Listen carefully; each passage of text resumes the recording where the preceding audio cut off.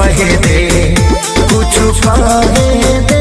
अभी बस करी रे बगली रहे दे, अभी बस करी रे बगली रहे दे।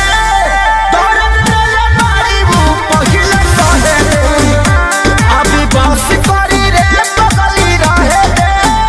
दर्द दिले मारी वो पहिले सहे दे।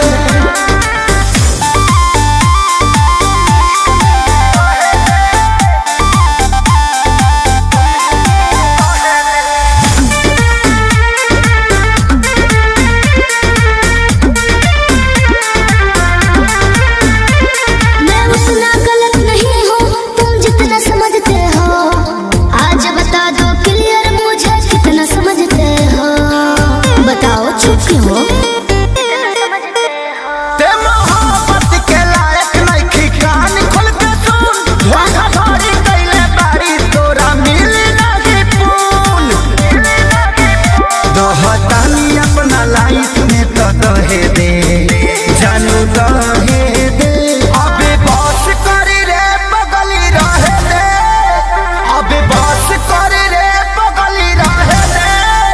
दर्द दिले मारी वो पहिले सहे दे, अभी बस करी रे बगली रहे दे। दर्द दिले मारी वो पहिले सहे दे।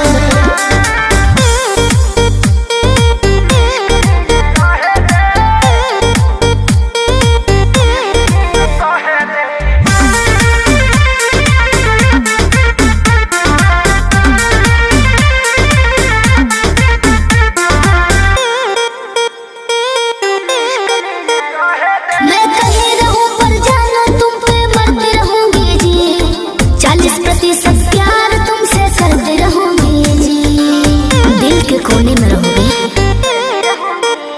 अभी सुधरे के चानस बा सुधरी जो ना रे, उड़न छोड़ दे के धरती पर उतर जो ना रे।